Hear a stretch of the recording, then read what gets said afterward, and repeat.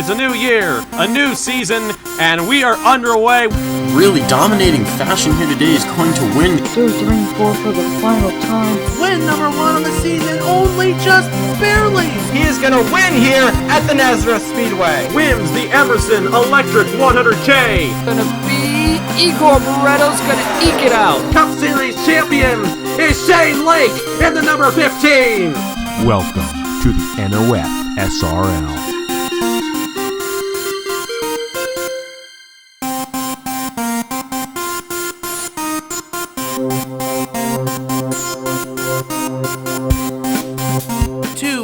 Months ago, we wrapped up season number 1 over at the Chicagoland Speedway with Kip Silverpoint winning the championship and Madison Tull ending the season in victory lane. But now, that season's behind us because tonight we begin the second season of the Scots National Series. Hello everyone, good evening, welcome to the Homestead-Miami Speedway in Homestead, Florida for tonight's running of the Kraft 250 to kick off season number 2 of the Scots National Series. It's been a while coming, it's been a long wait, but we're back once again here on the Trinity River Network, and of course last night we saw an incredible show at the new Smyrna Speedway. Incredible race there, those 75 laps. And I'm not going to spoil anything for the guys that are with me. Alongside me is Ben Young and Logan Williams. It's good to have y'all here. Ben, we're going to go ahead and start with you. You know what it's like to be out there on the racetrack. You actually won in the Cabela's Cup Series at Martinsville, and you had a couple of seasons of experience there, and you've been on Homestead a couple times there as well. What can you say about how this track feels behind the wheel of these race cars? Oh, it's one of those courses that you have to be a really good driver to master. You're always slipping off the corners, and having a good car is not always a guarantee to keep you up at the front. However, in my personal experience, being on the pole is usually a secret for success, but it's not always a guarantee. Absolutely, and of course, this is not the easiest mile and a half to pass on, but you will, well, for the lead anyways, you're going to see a lot of passing throughout the field. I mean, based on what we've seen in practice qualifying and everything, this is going to be a wild race here under the lights at Homestead. But Logan, you're actually coming in to this season, this year of Trinity River Network Racing as an owner. You've got your team Logan Sport, and you've got a couple of drivers in this race, Daniel Bouchard and Roberto Crown Jr. What piece of advice would you give them here at Homestead? Definitely watch out for that variable banking, and watch out for 3 wides, 4 wides coming through and off the corner as well. Those can be scary. Absolutely agree, and now I'd say we're just about set to get this race started, so let's get this starting lineup going and we'll get this pace lap started. And the engines fire here at Homestead. 42 going to roll off. We have Juan Rodriguez in the 73 on the front row alongside the 64 of Josephine O'Neill. In row 2 we find Declan Wellington Turner in the 11 and Roberto Crown Jr. alongside. Row 3, Max Anderson, as well as the 59 of Zachary Fitzwater. In row number 4, we find the 33 of Matt Tuck, alongside the 84 of Igor Barretto. And rounding out the top 10, Mike Cook and Boston Jones. So, Ben, any of those top 10 guys there, anyone there you might think has a shot to win this race? You know what? I'm going to go with the veteran experience on this one. I'm going to go with Zachary Fitzwater as my guy to watch for this race. Good pick. Logan, who do you got? I'm taking someone from the midfield, starting 14th, the 12 of Jackson Harris. All right, we'll see how that goes for him as the field's going to come around turn number 4 to get the green flag. Folks, the calm before the storm, it's over because the storm has finally arrived. We're green for the first time in Season 2.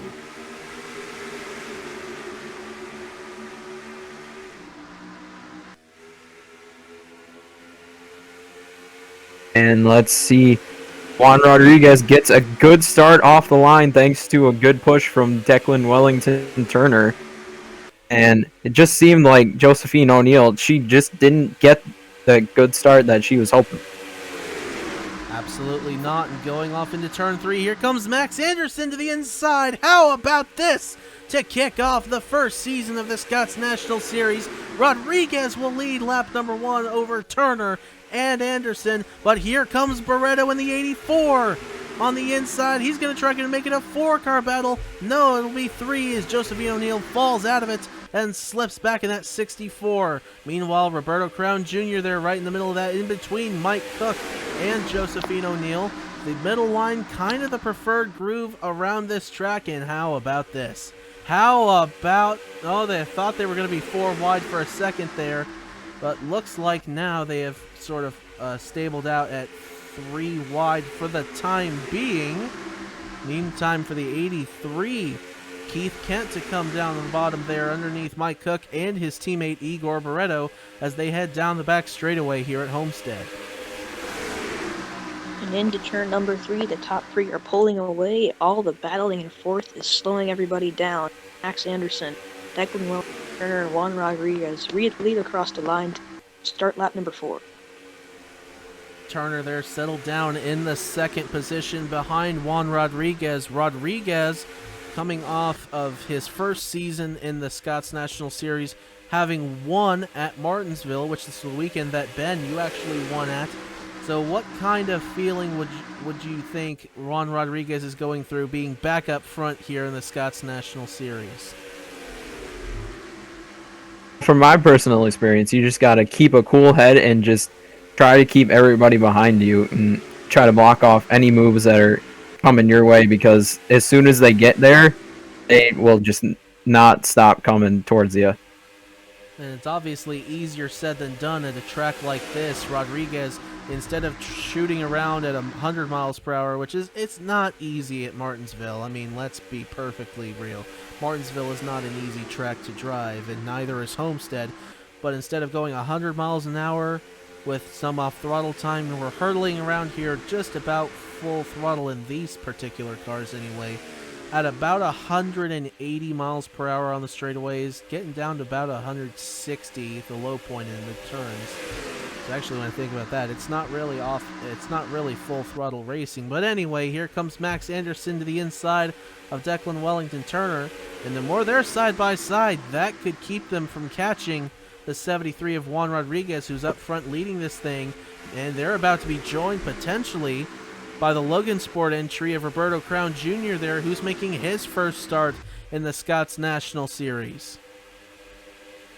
Yes, indeed, and he's almost looking down low to make it 3 wide, but not going to do that. The smart choice, I would say, is Max Anderson looking to clear up for second off the corner.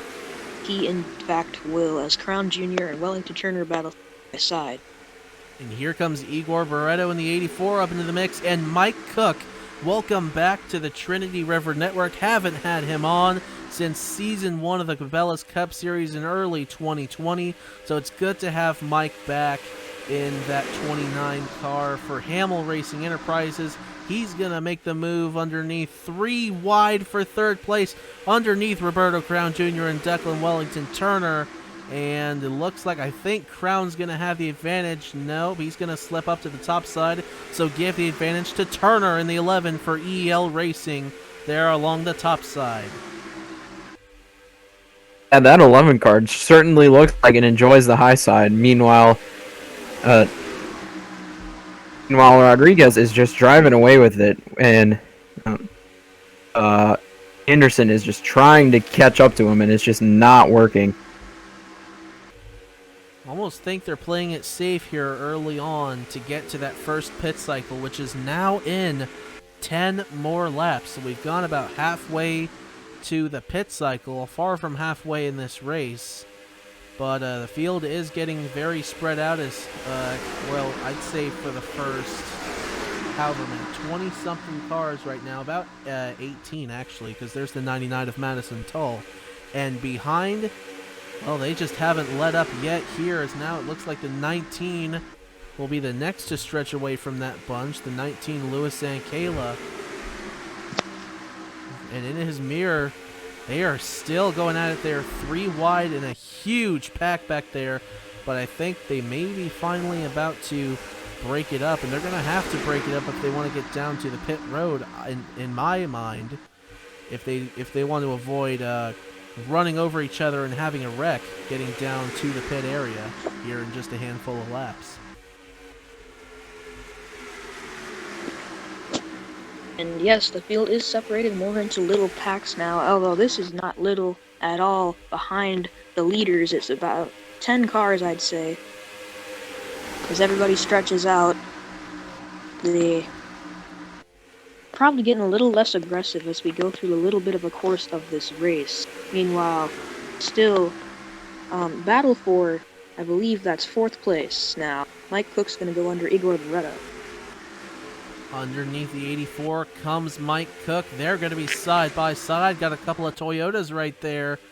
Cook down on the low line of the Musselman Supra, and he could potentially be taking the spot away from Barretto. Now with a mirror full of the 33 of Matt Tuck. Haven't talked about him much so far in this race there in that Thibodeau Motorsports entry. The only car that Jacob Thibodeau is owning here in the Scots National Series. He owns 2 in Cup, but now Tuck is going to look to the inside of Igor Barretto, and Tuck actually owning a team up in the Cabela's Cup Series. Team Velocistar is there in the CCS, so good to have that team on board. They are stacked this season with Daisy Johnson, Benny Watson, Ethan Lewis, and Andrew Miller in that stable there, but we'll get to that later on when it comes time to do the duels at Daytona. Meantime, battle for the lead. Max Anderson has gotten to Juan Rodriguez on the low line, and they are side by side off into 3. Rodriguez with the advantage on the outside. Anderson just couldn't drive it in deep enough in that Husky chocolate number 56. Yeah, it seems like at least so far that high line has been working well for Juan Rodriguez. We'll have to see if Anderson can find a way to get around him. He's not going to be able to get around him if he keeps going like this, and even I'd say for this run, you're not going to see any more passing for the lead because it's just getting closer and closer to lap 20 and the time we expect to have that cycle. How about this? How about this coming off of turn number 4? Mike Cook in the 29 and a mirror full of a side-by-side with Mac Tuck and the 22 of Nick Martins in the inside there. That's Sol Ford and Igor Barretto and Keith Kent, I believe, is in the 83. Yes, he is. Keith Kent. 2 Trinity River Racing teammates. They're going to split the 22 of Nick Martins. Igor on the high side, and they are coming down. It's happening here. The opening pit cycle, and maybe the only pit cycle of this race, is Juan Rodriguez comes out of the lead. Declan Wellington Turner, as well as the 60 of William Brock. And that leaves Max Anderson in the 56 up front. He led at the tail end of lap 17 there. First driver all race not named Juan Rodriguez that has led a lap, and now he's going to come down on the pit road, and some more will stay out. Roberto Crown Jr., the 30 of Landon Smith Jr., and the leader now, the 64 of Josephine O'Neill there along the top side. Yeah, we'll have to see what strategy works out best. Will one lap fresher tires work out for the majority of the field, or will Juan Rodriguez take advantage of being one lap on fresher tires and keep the lead? Oh, I think they made contact going through turn 3 and 4 there. They will calm it down and get onto the pit road as some are starting to come off of the pit road. And we'll see who cycles into the lead here at Homestead. There's some coming around right there. Juan Rodriguez in the 73 is coming around. I don't believe that's just getting a lap back right there. So yeah, he's just getting his lap back. So the next time he comes around, I think he will be. Is Max Anderson going to come out into the lead maybe in that 56 car? Did the overcut work? Did the undercut not work for Juan Rodriguez, but he's coming around the top side. Max Anderson, it's going to be close off turn number 4. Juan Rodriguez is going to have the lead potentially when they get around here. I think he will. We'll see where everyone else comes off. There's and now Anderson's fighting Turner. Anderson is fighting Turner. Turner gets around there in the 11. And back to the lead, Juan Rodriguez in the 73. And he just took advantage of that, and I believe he's expanded the gap of his lead by at least a couple car lengths. But Declan Wellington Turner is going to try to chase him down. Max Anderson, his time, his opportunity may have just come to an end, as now the top 2 are going to try to stretch away, and Turner, he is running down the 73, looks like. I think he's closing in on him. They could battle for this victory now with 14 laps to go and 13 to go this time by here at Homestead, with Juan Rodriguez, who's been the dominant car of the night, leading this thing by 0.22 over Declan Wellington Turner. Max Anderson, the 56, slipping back, and Mike Cook and Matt Tuck side by side there for 4th. Nobody third on back, I think, has a shot to win this race now unless something drastic happens, because the more they're side by side, the more they're going to fall back, and they're not done battling yet, or are they? Yes, they are, unless Tuck gets back to the inside here with a crossover, and things are about to heat up front. Turner has caught Juan Rodriguez. Turner definitely likes those tires. He is catching him. And will he be able to make a move? I don't think this time around, but maybe next time around. Oh, I might be wrong. Nope. Coming off the corner. Rodriguez still has the lead, but Turner is right there.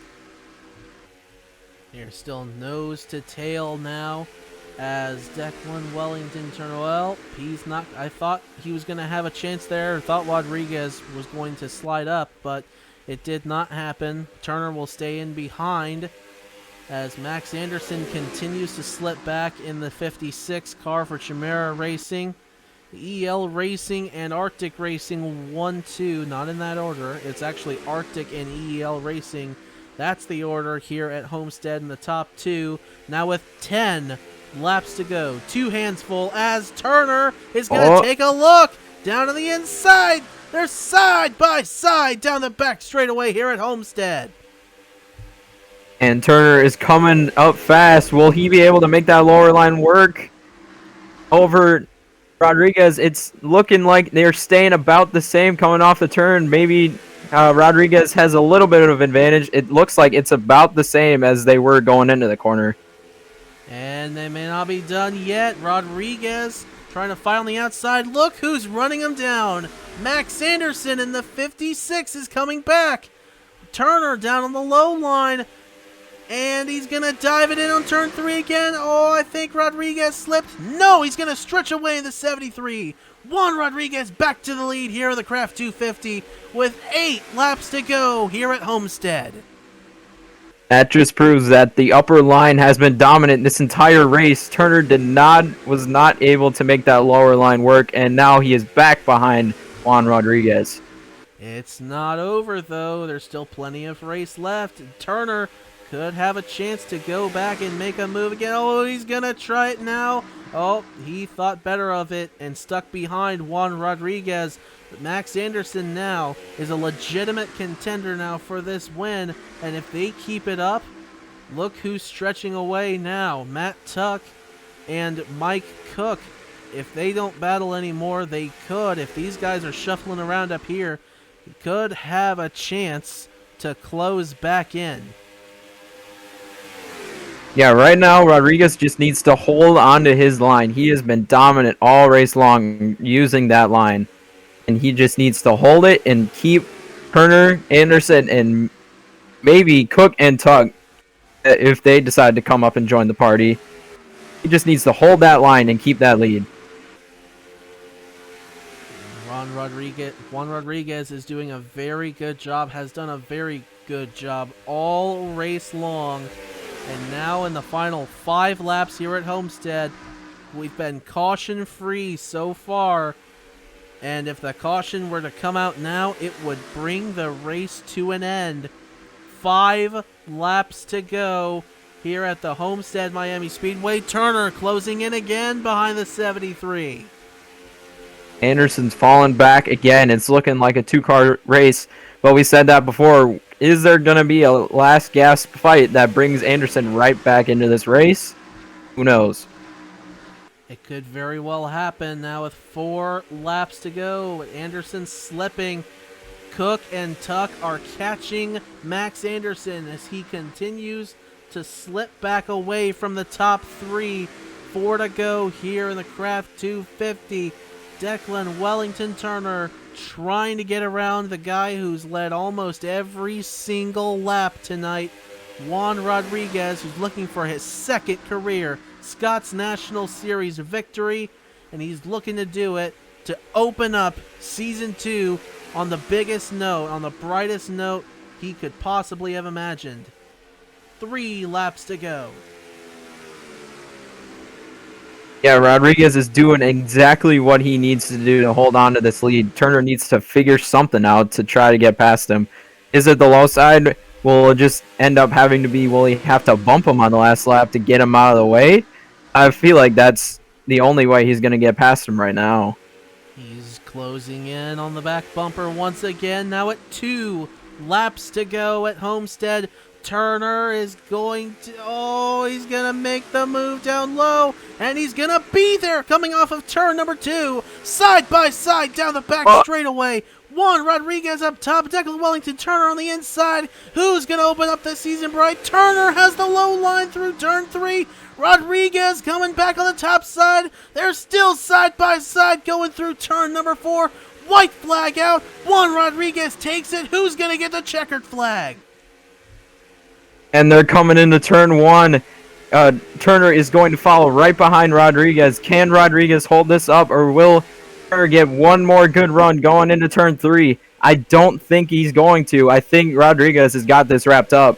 Through turn 3 and 4, what a show he's put on. It's going to be a battle for 3rd. Give it to Mike Cook, but it's all going on behind Juan Rodriguez. 2nd career win in the Scott's National Series to open up Season 2 with a victory in the Kraft 250. What a statement on the road to the championship for Arctic Racing, and Juan Rodriguez absolutely dominating this race. What a victory. Yeah, I would definitely say Rodriguez definitely dominated that race. He did what he needed to do, just held onto that line for the whole race, held off Turner, held off Anderson, despite Anderson falling back in the late stages. Sorry to see Anderson go that far back, even to the point where Cook passed him, but it's racing, I guess. But overall, very good race for Ivan Rodriguez, taking the win from the pole and just dominating the whole time. He definitely did dominate it. As he comes down on the pit road, we'll take a look at your final finishing results here at the Homestead-Miami Speedway. Good grief, what a crazy race we saw.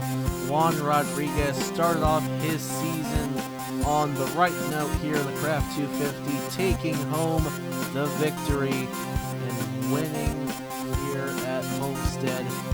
Ben, final thoughts on this race?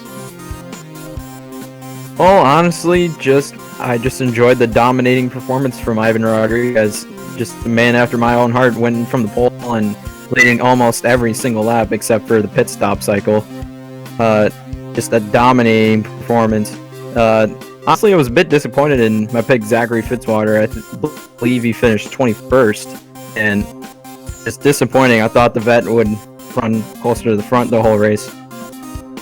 He had a bit of a rough night, but it is race 1 of a 30-race season, so obviously plenty of room to have better luck throughout the rest of the the season, and best of luck to Zachary Fitzwater, and best of luck to everyone else in the field. But congratulations once again to Juan Rodriguez before we send it off. On behalf of Logan and Ben, we'll take a look at your points in just a second, and y'all have a good one.